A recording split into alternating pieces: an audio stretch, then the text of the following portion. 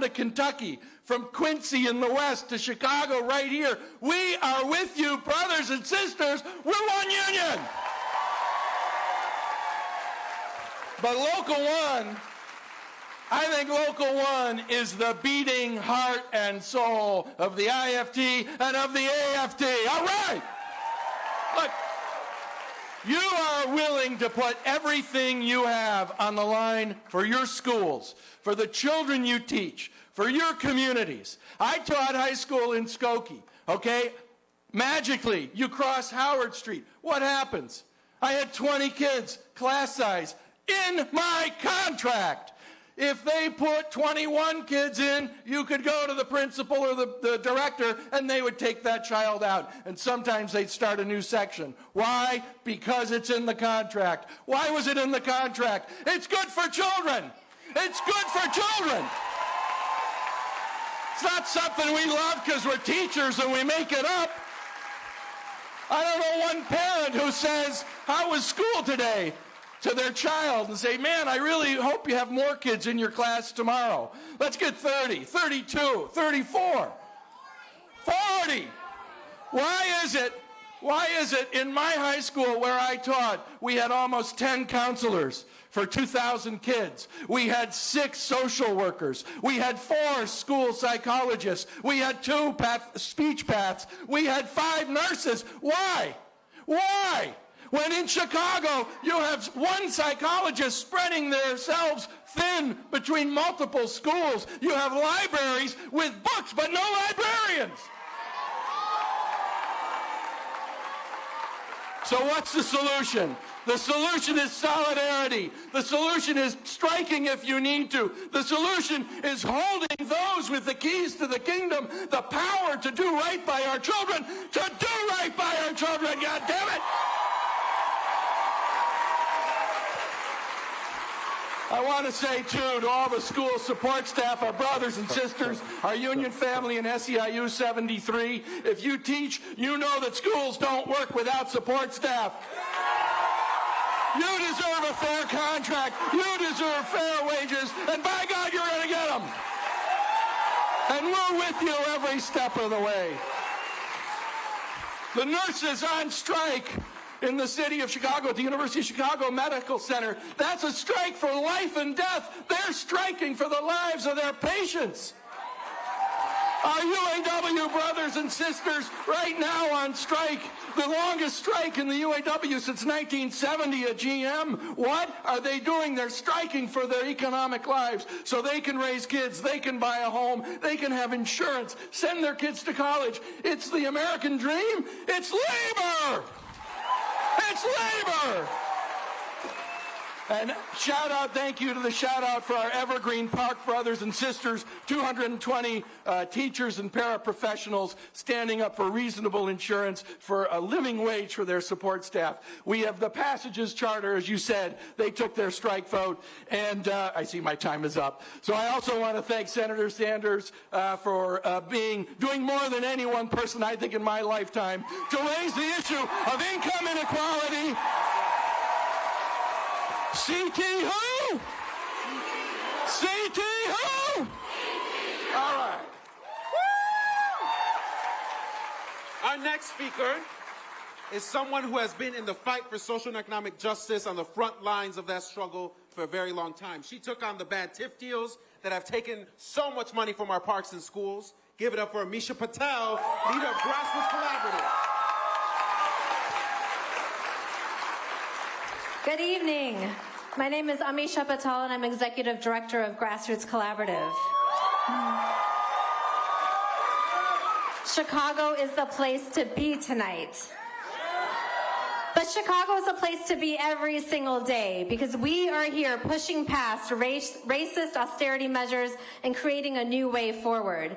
We are imagining and building a city that puts librarians, teaching assistants, special ed classroom assistants, social workers, teachers, students, and parents at the center. Grassroots Collaborative brings together workers and community leaders in our shared fight for economic and racial justice.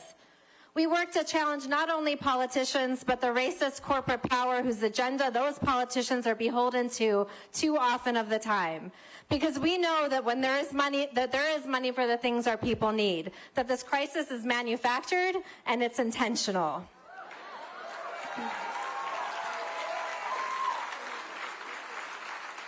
For example, in 2011, Rahm Emanuel did two things in his first budget. He closed mental health clinics, and he got rid of the corporate head tax, which would have paid for the mental health clinics and many more. So this is a thing, right? So Grassroots Collaborative and a coalition of community organizations are fighting to win a budget this year that invests in communities, divests from policing, and prioritizes progressive revenue. We need leadership that will fight for what communities need. We need Lori Lightfoot to open mental health public clinics, and we need a corporate Chicago to pay their fair share. TIFs is another example of how the city and Chicago Public Schools is broke on purpose. Grassroots Collaborative and our friends Raise Your Hand filed a lawsuit against the Lincoln Yards mega TIF development because we know that this wealthy developer does not need $1.3 billion of our taxpayer to build that development. So we're disappointed that the judge ruled against our ability to file the lawsuit, but they did not rule against the merit of the case. So we are going to continue to fight and organize to make sure that we have real TIF reform. Because we know that to build a Chicago where Black Lives Matter, where immigrant families have the resources they need, where the needs of working families come before the wants of the wealthy, we must educate, we must organize, we must strike, and we must never give up. Thank you. All right, now we got Bob Ryder, president of the Chicago Federation of Labor. Sisters and brothers, my name is Bob Ryder. I'm president of the CFL. We represent 300 unions that in turn represent 500,000 working women and men right here in the city of Chicago, including every single person here. From teachers to nurses to those who work keeping our schools clean from SEIU 73. And I want to tell you, when any union here in Chicago goes out on strike, we've got your back.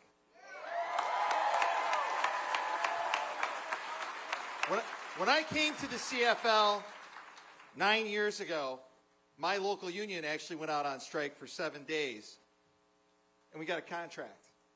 Now, a year ago, the hotel workers went out on strike for 4 weeks, settled 29 out of 30 hotels, and out of those 29, they got a contract. We got one more that's still on strike. So when you guys are done with your business, I need you to go down to the Cambria Hotel off of Michigan Avenue and help and walk the picket line with those women who are standing tall. The mechanics went on strike for 7 weeks. You guys went on strike. The third rail of educational politics is taking away a teacher's prep time and stepping on their dignity. Isn't that right? And sometimes it's not all about one thing, but it's certainly about everything.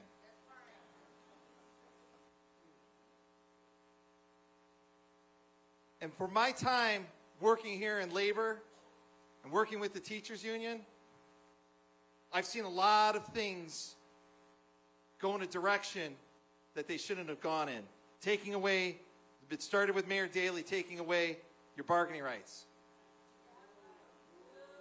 And then he brought in a superintendent who I'll never say his name. But he was here for way too long, and then he went to Washington, and then he was way too wrong. But what you're doing here today, and that goes for every member of SEIU and every member of CTU, is you're not just going on strike for yourselves, you're going on strike for your children.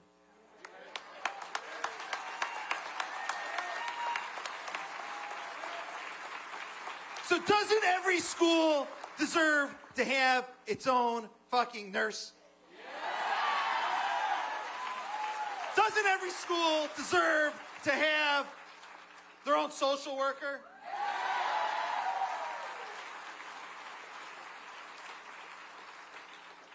And doesn't every school deserve to have a teacher willing to go on strike to fight for them?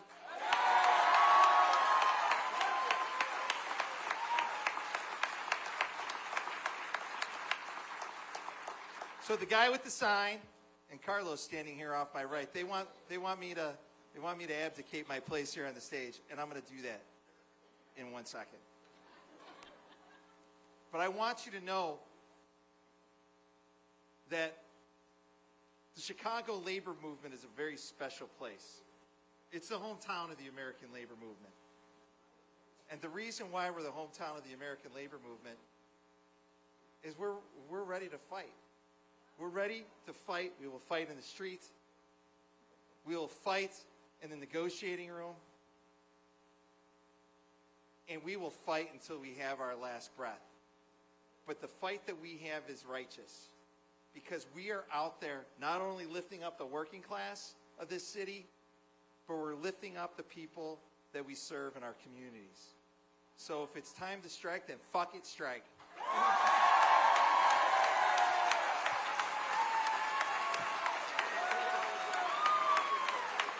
When we fight, when we fight, when we fight. All right, now we have three very special people. 3 educators, PSRP LaShawn Wallace from Taft High School.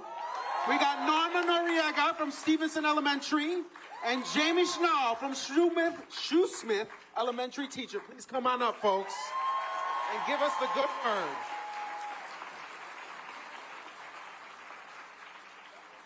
All right.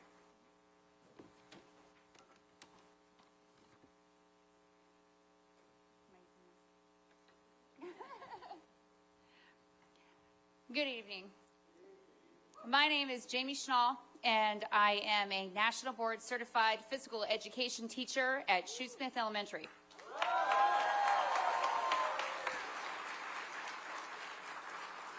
I have a very unique perspective with class sizes because I, like many physical educators, see every class and child in my building.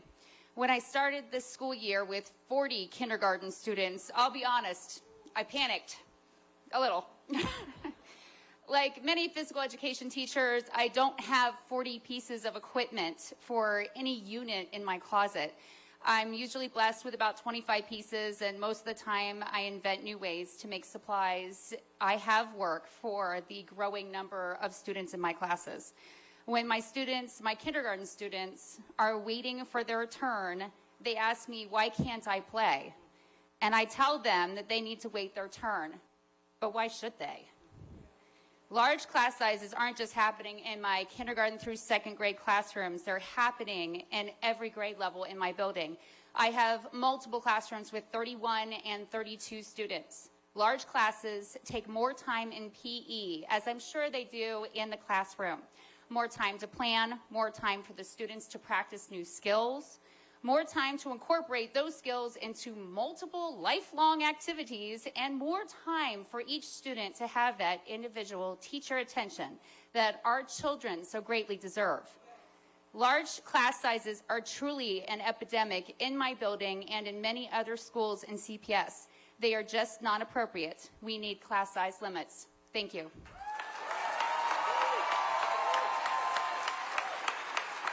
Next up, we have a former, well, once a unionist, always a unionist. So we got a brother from SEIU Local 73, my colleague and a freedom fighter, Alderman Byron Sicto Lopez of the 25th Ward. Thank you. Thank you. And what a great honor and pleasure to be here with you, my brothers and sisters from SEIU 73, and also the almighty CTU. It feels great to see. I like the colors. I like the red and I like the purple. And I tell you, they better be scared, because this is the coalition that elected me aldermen in the first place. There are the brothers and sisters on the streets, door knocking, serving our children on a daily basis, who have made the difference. And why this fight is so important today more than ever is because not only we see the dark times, one of the darkest chapters in our history in the U.S., when we see families separated, children terrorized, encaged, but also we see our kids being brutalized in our own backyard. The police brutality, the violence that consumed many, many lives. So 5 years ago, when we had a neoliberal mayor that now works in Wall Street, where he belongs, our brothers and sisters said no more. I was in a community when I was an organizer, and we kept our schools open. It was this coalition that saved 2 schools. I know how hard you fight. Because of you, we saved 2 schools. Those schools today are thriving. And I tell you today, more than ever before, we need to make sure that we have nurses, social workers, librarians, and everything our children deserve. So, when they told us that these were radical ideas, that we could never take on a corrupt alderman, we beat him. And we beat all the machines. And I tell you one thing. When Ranamel said the same thing, that he was more powerful than the almighty CTU and the people, we show him what people power looks like. And that's what we're going to show him again. This coalition, this powerful coalition, the purple and red will prevail. When we organize, we win. When we organize, we win. Who's schools? Who's schools? Sí se puede, hasta la victoria siempre.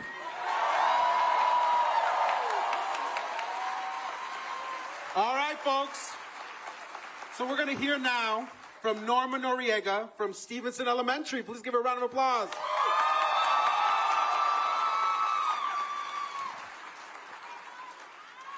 Buenas noches. My name is Norma Noriega, and I am a proud bilingual teacher, and I want to tell you why I voted yes today for a strike.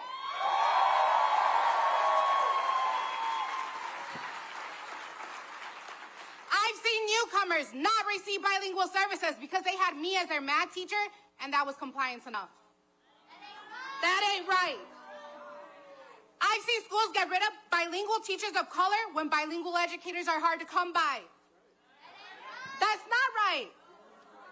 Bilingual teachers are working twice as hard because of the lack of quality resources and the lack of culturally relevant curriculum, so we have to make our own. Across CPS, English language program teachers have been reduced to paperwork roles when they should be servicing students. My heart broke when I see my student spirits wilt as they're taking these standardized tests that are not even an accurate measurement of their content knowledge, because let me tell you why though. It's not right because the language is inaccessible to them. How are you going to measure their content when they're still learning the language? My heart breaks when I was seeing my second graders develop motor tics and stutters because they had test anxiety. It's not right. These kids are 7 and 8 years old. They should not be experiencing testing anxiety. Our students are terrified of ICE, and they're enduring trauma with the deportations and the fear affecting their lives. These are injustices, and we are demanding better bilingual education and sanctuary for all of our students. And that's all. That's black, that's brown with a capital B.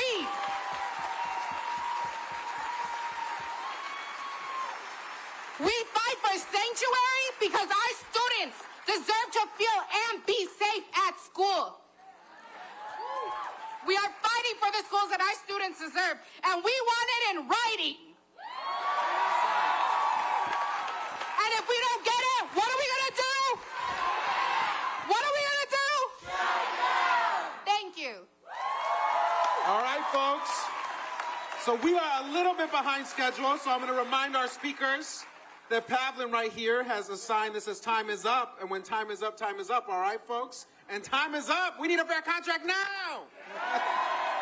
So next up, we have the president of SEIU 73, Diane Palmer, who's going to come up here with some of her members and tell us the good word. Good evening. Thank you. Thank you. Thank you.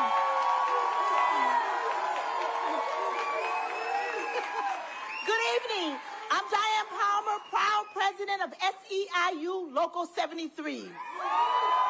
30,000 strong all over the great state of Illinois. Thank you, SEIU Local 73 members, but thank you, CTU members. Most of all, thank you to Bernie Sanders for coming to be with us this evening. We know why we fight. We are fighting for better schools, better outcomes, better futures, better parks, and better communities. We all know that we can't have better schools and better parks unless we respect the workers that do the work. Let me tell you, SEIU Local 73 stands with CTU. We stand with NNU, and we stand with all workers fighting for a better future. We are honored to have Senator Sanders join us in the midst of his busy campaign schedule. It means the world to us. I would like to introduce to you two of our SEIU leaders. These leaders will give you details of the struggles that we are having inside of SEIU Local 73. We have Lali Soto, Senior Security Officer in the Chicago Public Schools, and we have Becky Kleiber, the Park Supervisor in the Chicago Park District. While they prepare to speak, I just want to say this. If they don't do it, shut it down. We're going to shut it down. We're going to shut it down. Thank you.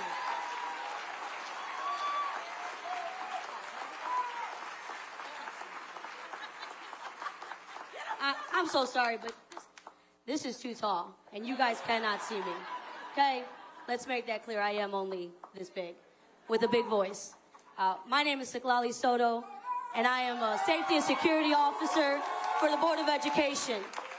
I've dedicated my time, I've dedicated my career to the board, to helping our students that come every day, that come from across the city, from the south end of Chicago to go to school to the north end of Chicago, because the South Side School don't have the ability to house them with the supplies they need to succeed. So they have to travel across the city to be able to get that quality education that they deserve. Why is that? Why do they have to travel across the city to get that education? Why cannot they go in their community neighborhoods and get that same quality education that everybody deserves? We wake up every day just like these kids do. We bust, we hump, we make sure that they have what they need to succeed. Safety and security officers make sure that they are equipped in a safe school so they can learn. SECAs provide that with their cluster kids to make sure they have the tools so that they can succeed.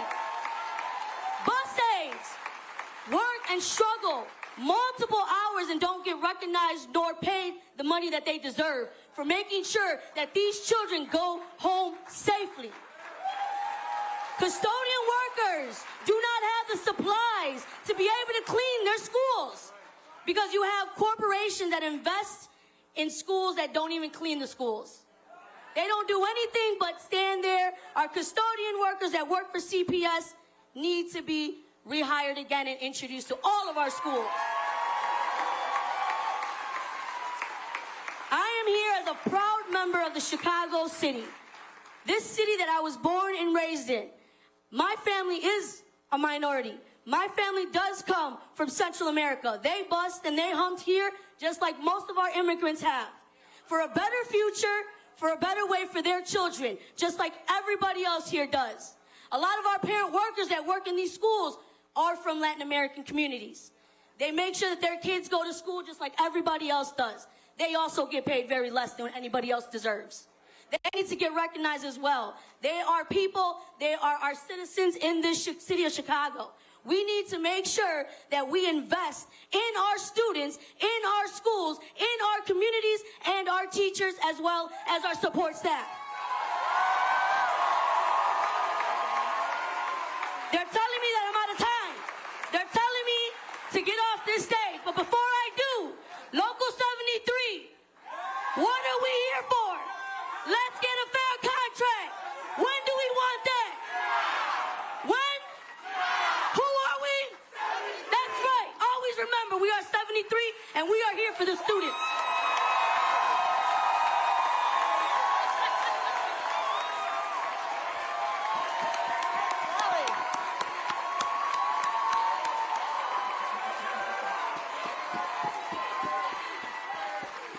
Good evening. My name is Becky Kleiber, and I'm here to speak on behalf of Chicago Park District workers.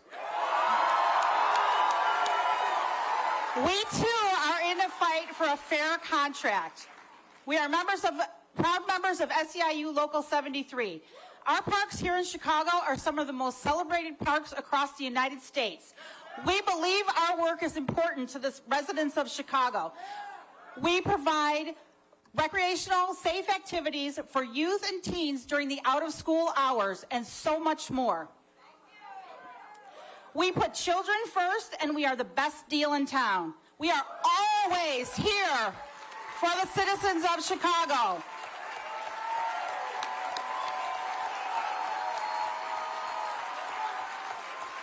Whether it's 50 degrees below zero, 110 heat index, or a teacher strike, we have always been there for the citizens of Chicago.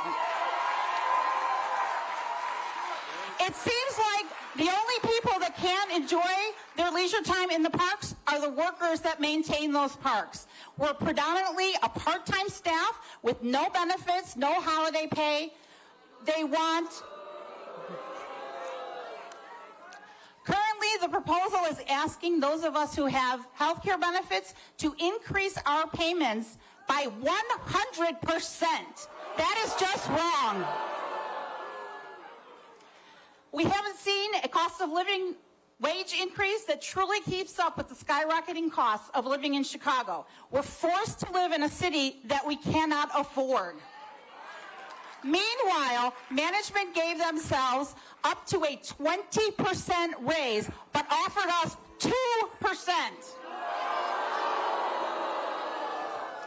Now, we know Bernie knows a thing or two about affordable health care, and we know his long history of standing with all workers. And that's why we couldn't be more thrilled to have him and all of you here to make this next announcement. For the past few weeks, park workers have been casting their vote to authorize a strike in the event we don't reach a fair contract. This weekend, the votes were counted, and I'm excited to announce that over 94% of park workers voted yes.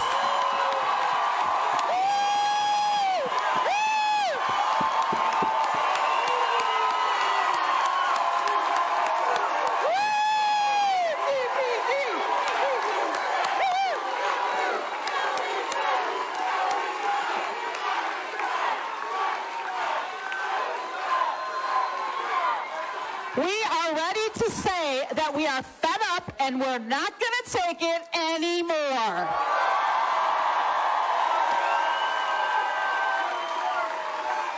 As Lolly said, it's time to invest in our parks and our park workers. It's time to invest in our schools and in the communities of our city. Thank you.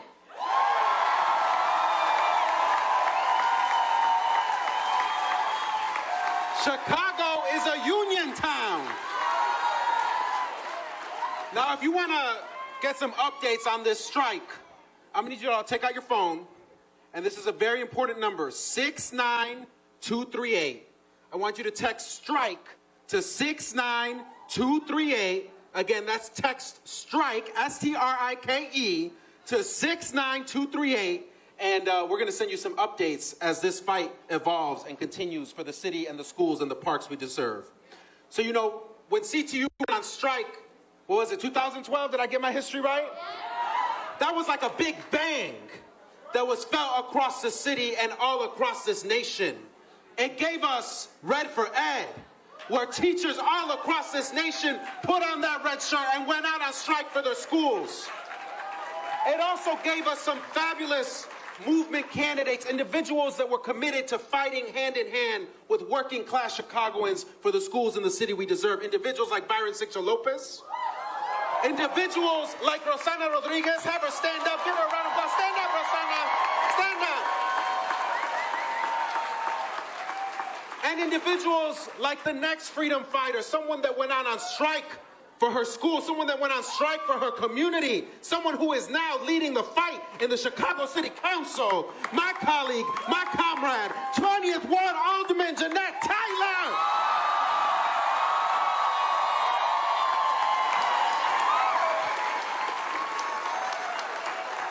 So as a mother of 5 children, as a mother who is recently deceased, I say thank you to SEIU and CTU, because if it was not for you, I don't know what I would do. And so I always say that teachers are co-parents. Who spends more time with my child than me? My child's teacher. And so this is a righteous fight. You all are not wrong. We set the stage for what happens in this country. I was a part of an organization that went to Pittsburgh, we went to Baltimore, we went to Detroit, we went to New Orleans, and we showed them that you can fight back. And it's no secret that the nurses are going on strike. Everybody is going on strike in this city. GM, everybody is going on strike. And this is the right thing to do. We're at a time in our lives when we can't be silent anymore. We're in a time of our lives when we got to stand and fight for each other. I am in this seat because of you, and I'm humble, and I thank you. And every time that I walk in City Hall, I take you with me. And so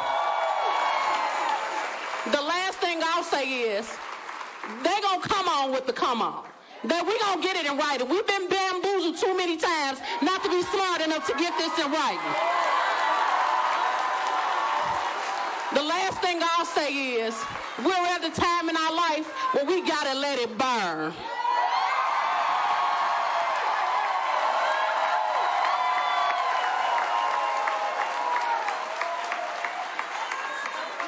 So I'm real sorry for our next speaker that's got to follow Jeanette. But he's a big supporter of labor. He's one of our union brothers.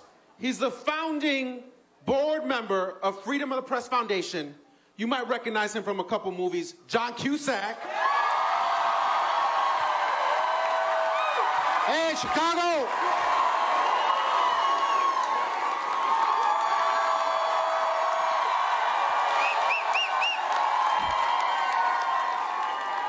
I'll be real quick, and this will be real painless because I know who you really want to hear from.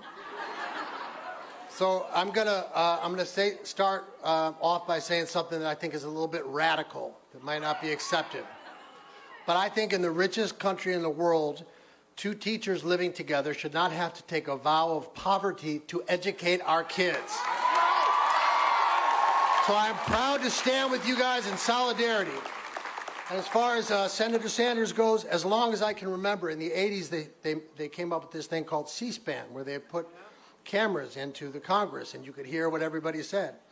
And now we got YouTube. So as Nina Turner says, we got the receipts. So for 30 years, you've seen courage, clarity, and consistency, and a champion for labor in Senator Sanders. And he has fought for social, racial, economic, and environmental justice for as long as I can remember. And that always starts with respect. It starts with respect for the truth, the respect and the value of the dignity of work, the right to organize, and being a champion for unions. There's never been a better champion for unions than Bernie Sanders, and I think you guys all know that. And he doesn't need polls, and he doesn't need to focus test stuff, because he listens to people, he respects people, he loves helping people. And you can't fight for something you don't love. So you know Bernie is the true champion of labor and unions. So thank you. Proud to stand with you in solidarity.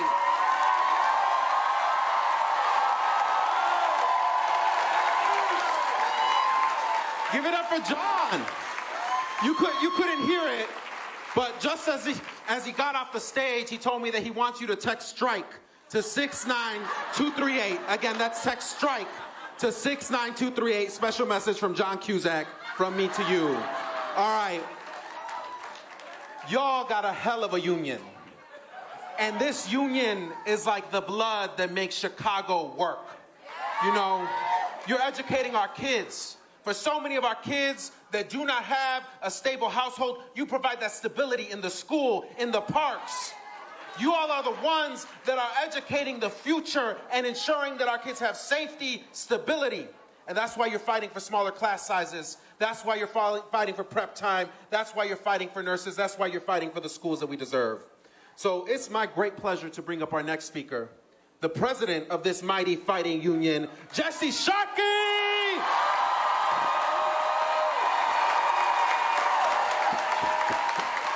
CT who? CT who?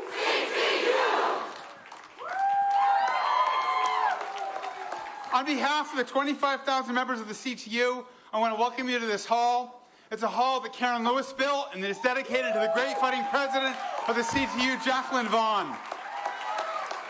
I want to remind everyone in this hall that we are the ones who teach the classes, who staff the offices, who guide the students when they're lost, comfort them when they despair, and lift them up, and do our best every day to educate the future generation and to send them on their way to a bright future. It is our profound honor. It is our profound honor to work with young people. We do never take it for granted that we have their trust and the trust of their parents and the people who raised them at home. And the bedrock of that trust, the principle on which that trust is built, is the fact that we uphold the promise of public education when we go to school. That for us, the work of our union is that public education stands for something.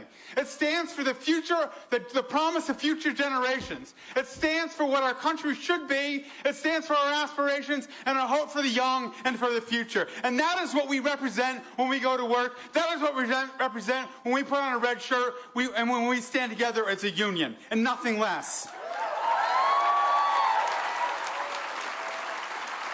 And so we do not apologize when we demand pay and benefits, because we deserve dignity at work. But it is about way more than just pay. It is about dignity. It is about the fact that our schools suffer from critical staffing shortages.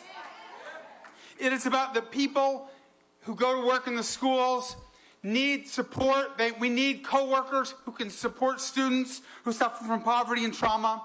It's about smaller classes so that teachers can give students individual attention. It is about the schools Chicago students deserve. In 2016, the CTU struck for a day, demanding funding for our school. Remember that? It struck for a day in 2016. We are a bit ahead of our time. You know, the strikes for funding that swept West Virginia, across the country, Arizona, California, and whatnot, it took a little while for them to come. Maybe next time we should think bigger. Maybe for one city that wasn't enough. But, the legislature in Illinois did pass funding. It passed funding in August of 2017. $1 billion a year of new funding is coming to CPS. It means the funding is there. It means the money to make good on the promises for our children is there.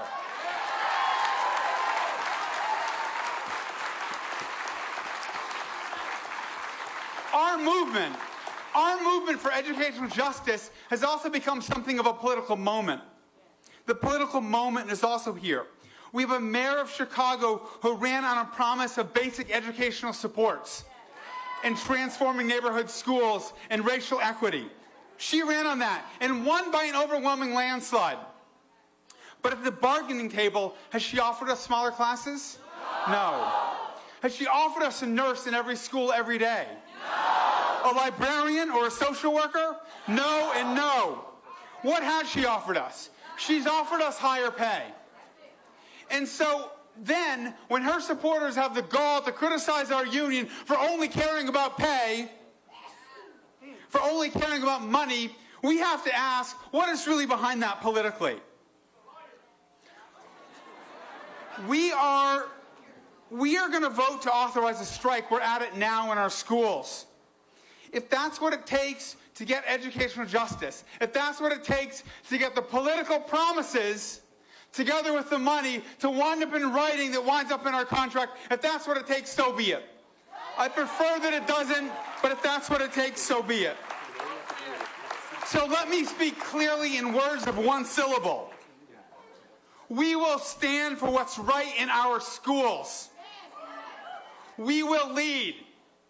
If you cut me, I bleed CTU red. And if it takes a strike, so be it. We stand for our kids. I'll see you out there. Solidarity, sisters and brothers. Give it up for Jesse! Our city is in such good hands with CTU, a fighting Local 73, Jesse Sharkey at the helm of our Chicago Teachers Union. So, I got something wrong, y'all. You're not supposed to text strike to 69238. You're supposed to strike CT who?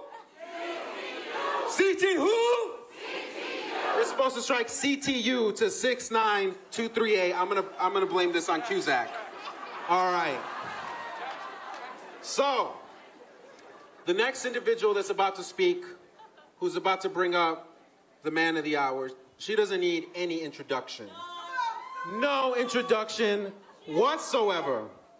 But you know her as someone that's been at the front lines of fights for social and economic justice her entire life.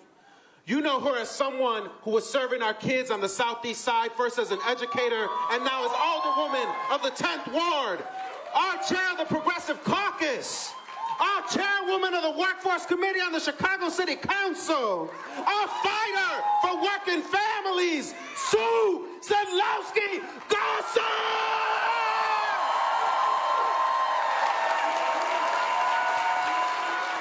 That's right, motherfucker! Woo. My name is Sue Sedlowski-Garza, and I am the first ever Chicago Teachers Union member ever to hold a seat in Chicago City Council. And sweet mother of God, I see people ready to strike right out here. I'm here tonight to do something really important. I'm here to introduce a man that I've known and I have admired for years.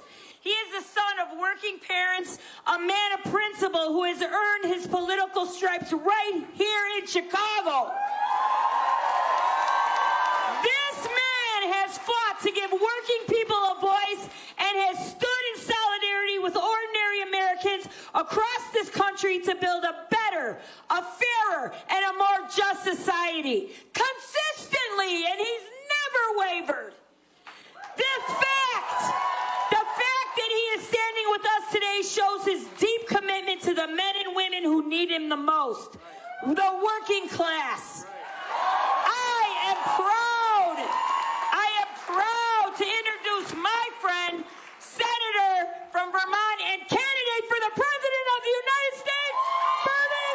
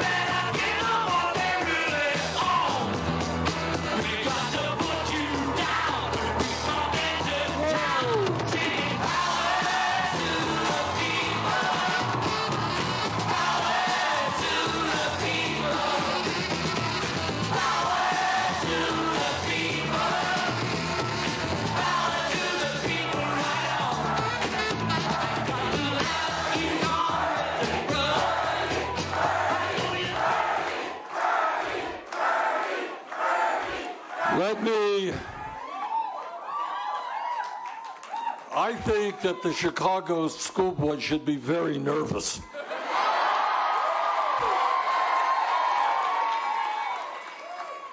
Let me thank Sue Garza for that lovely introduction and for the great work she's doing on the Board of Aldermen. Let me thank Jesse Sharkey, Stacey Davis Gates, Crystal Williams Hayes, Maria Moreno, and let me thank the more than 25,000 members of the Chicago Teachers Union. And let me thank SEIU Local 73.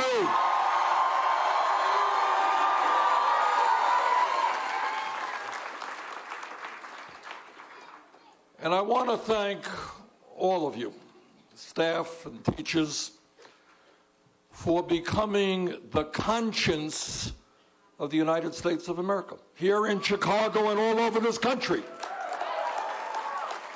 What we are seeing is teachers standing up and fighting for justice. Thank you very much.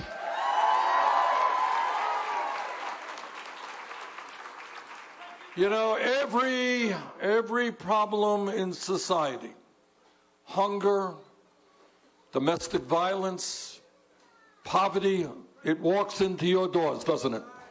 You see it every day. And at a time when we in the wealthiest country in the history of the world have the highest rate of childhood poverty of almost any major country on earth, you are demanding, and I am demanding, a change in national priorities.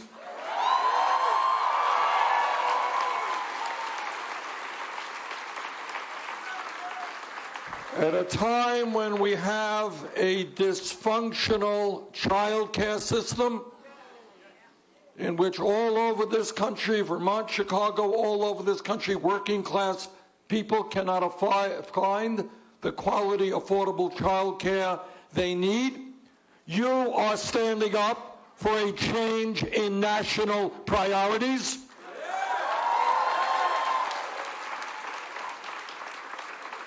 At a time when great teachers, experienced teachers, are leaving the profession because they can't make an income to support their families, you are standing up for a change in national priorities.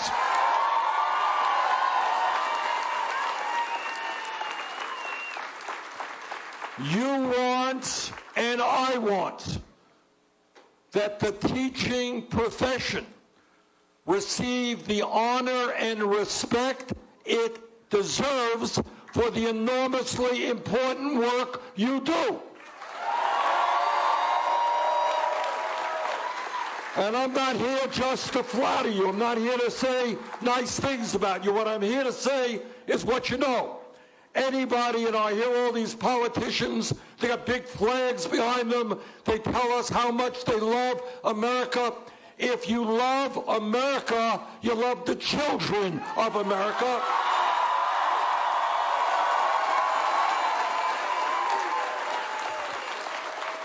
If you love the children of America, you love the people who educate and take care of those children.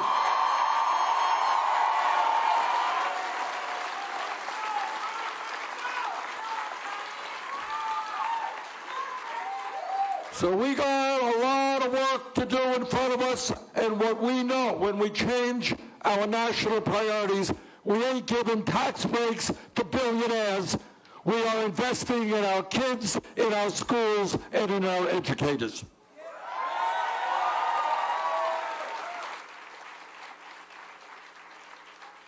So let me tell you some of what I think has to happen nationally and the role of the federal government in making it happen.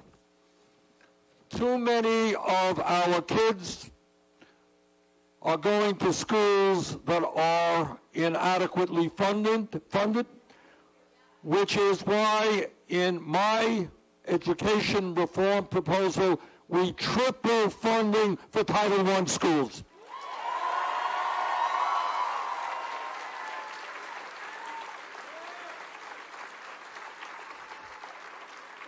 Teachers in Chicago and in Vermont and all over the country are dealing with kids who are walking in the door with a lot of issues. And that is why we're going to significantly increase funding for the IDEA program.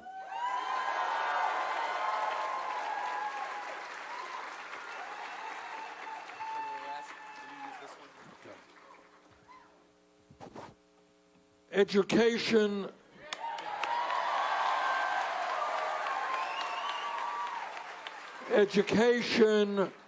should not end just at the end of the school day, and that is why we are going to adequately fund after-school programs and summer programs.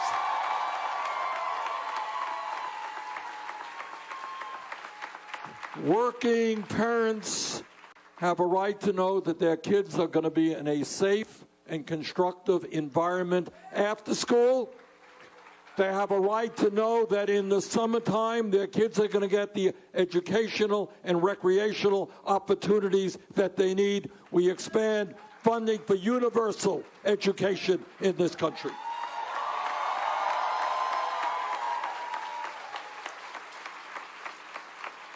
Children in Chicago or any other school district in the country should not be going to schools where the buildings need maintenance, where the kids do not have the latest and best technology available to them.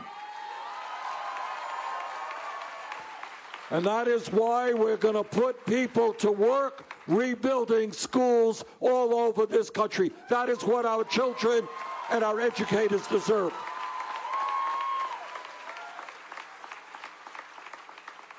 In the United States, love you too.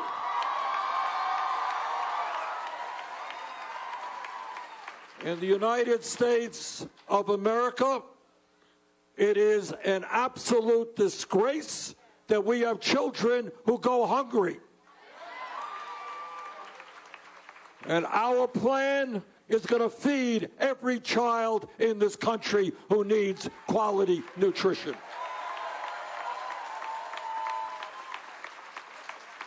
And I'll tell you something else we're going to do. I want the best and the brightest young people in college to say, I want to become a teacher because there's nothing more important than I can do. I want to become a teacher. I want to become a teacher or a support staff person. Thank you, support staff. You make the schools go.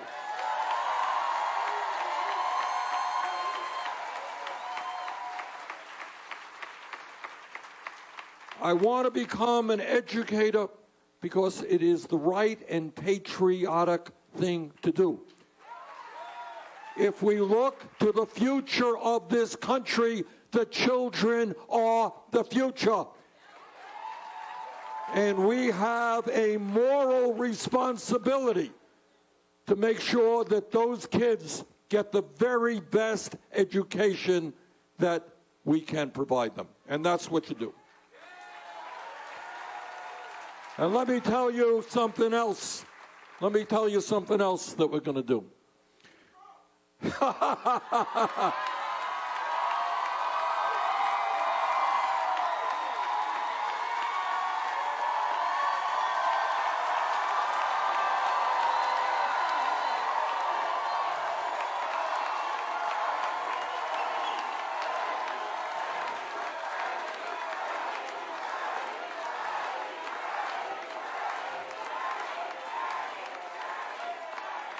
Not only are we going to beat Trump, we're going to decimate Trumpism.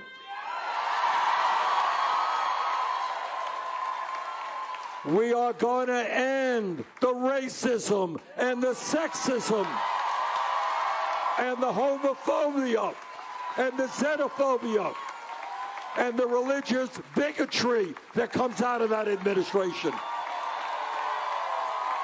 We're going to put all of that behind us and create a nation that brings all of our people together, black and white and Latino, Native American, Asian American, gay and straight, immigrant, native born. We bring our people together around an agenda that works for all of us, not just the 1%.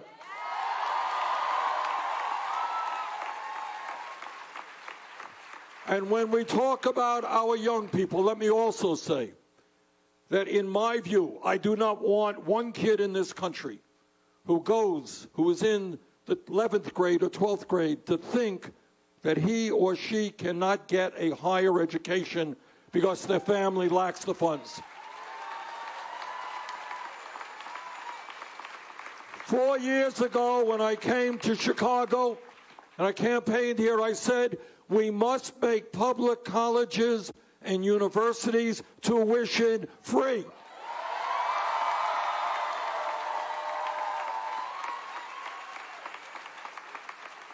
And in the last 4 years, 12 states in this country have moved in that direction.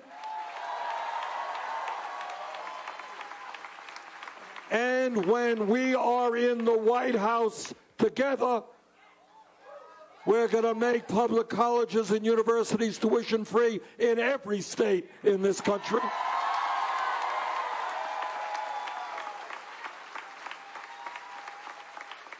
Now let me ask you guys a question. How many of you are dealing with student debt? Raise your hand. Okay. Well, let me tell you what we're going to do about that one.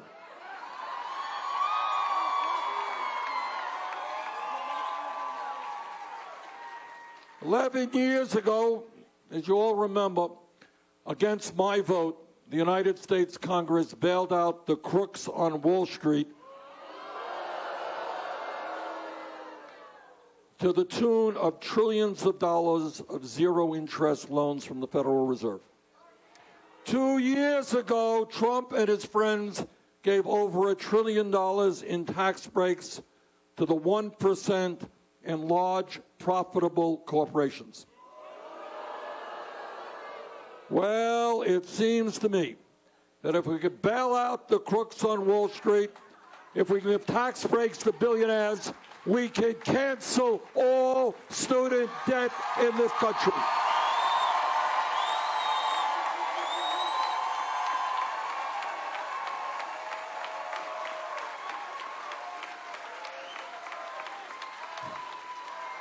And I will tell you how we're going to pay for it. My critics, of which, needless to say, there are more than a few, and they say, "Hey, Bernie, you're such a nice guy, you're giving away all of this. How are you going to pay for it?" I will tell you exactly how we're going to pay for it. We're going to pay for it through a tax on Wall Street speculation.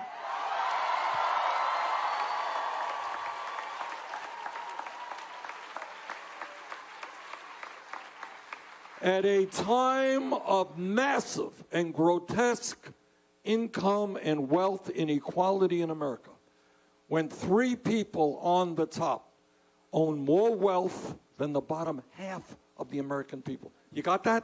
3 people. At a time when the top 1% owns more wealth than the bottom 92%. At a time when 49% of all new income goes to the top 1%.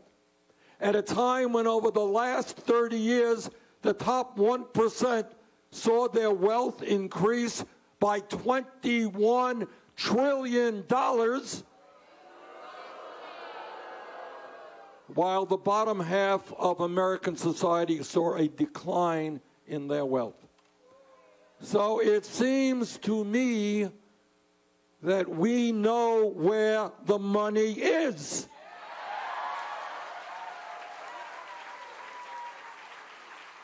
And under our administration, the billionaire class and the large profitable corporations will start paying their fair share of taxes.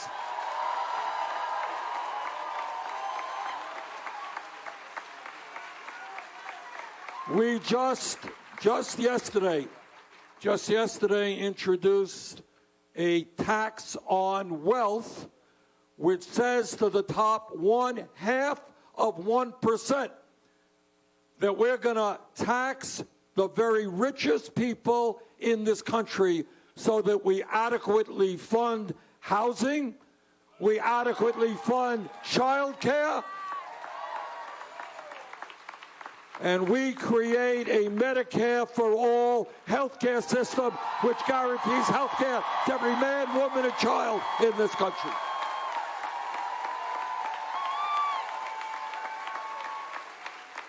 Brothers and sisters, health care is a human right, not a privilege. And if our neighbors in Canada and countries all over this world can make sure that people get all the health care that they need as a right, we are prepared to take on the greed of the drug companies and the insurance companies and do it right here in America.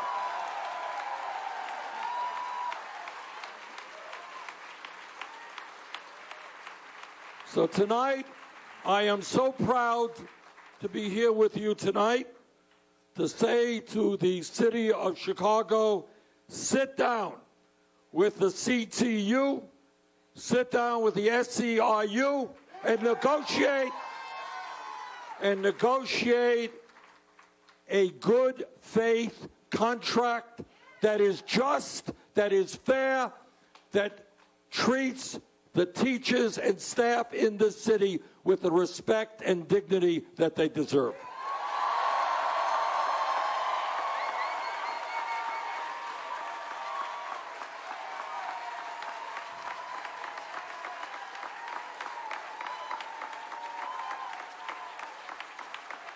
Today I say to the city of Chicago, sit down and negotiate a contract that substantially reduces class sizes in the city of Chicago.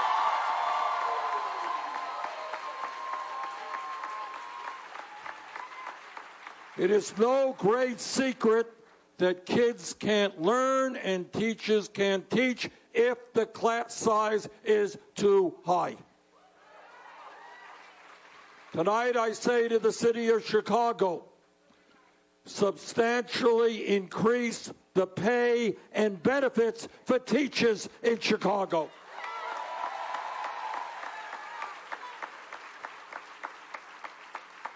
And for the support staff in Chicago.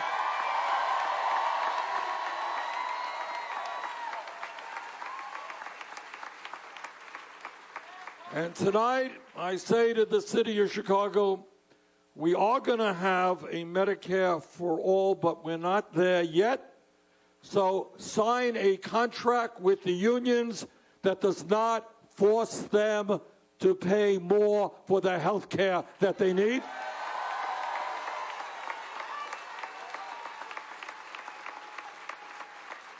Tonight, I say to the city of Chicago, sign a contract that deals with the desperate shortage of school nurses, of social workers, of librarians, and of other critical staff that keep our schools going.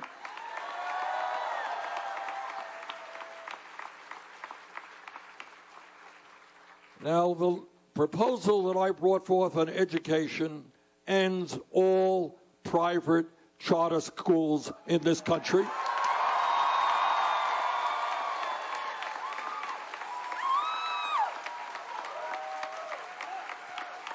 And tonight I say to the city of Chicago, sign a contract with the unions that does not expand charter schools in Chicago.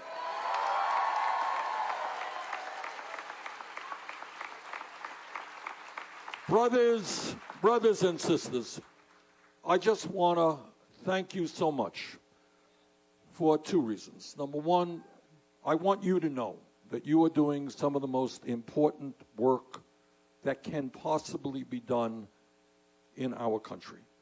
You are giving hope to the children. You're giving love to the kids.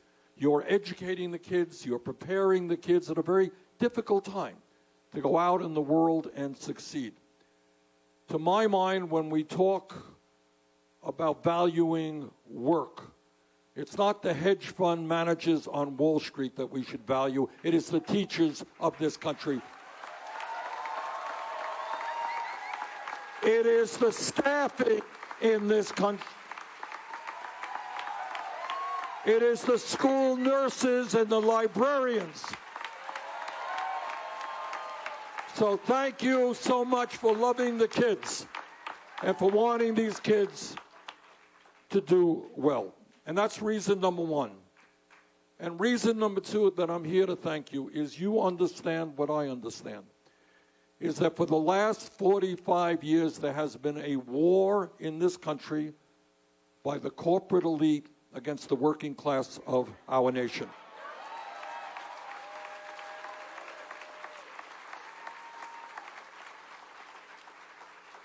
The rich become phenomenally richer, and the working class struggles. And what we are here to say is that you know and I know that the only way we grow the working class in this country, the only way we bring prosperity to working people is when we significantly increase membership in trade unions all across America.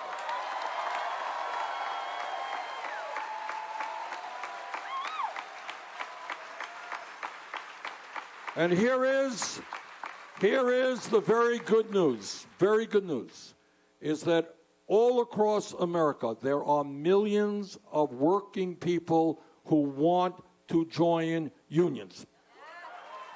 Because they know that alone they can't negotiate anything. But when people are united and stand together, you can get decent wages and decent working conditions.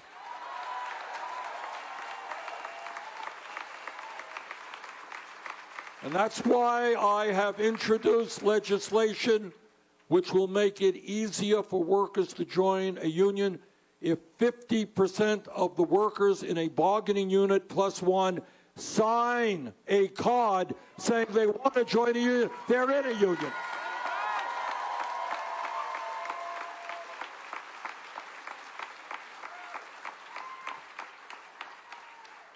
So right now, in an unprecedented and dangerous moment in American history, our job is twofold. Number one, it goes without saying, we have got to defeat the most dangerous president in the modern history in this country.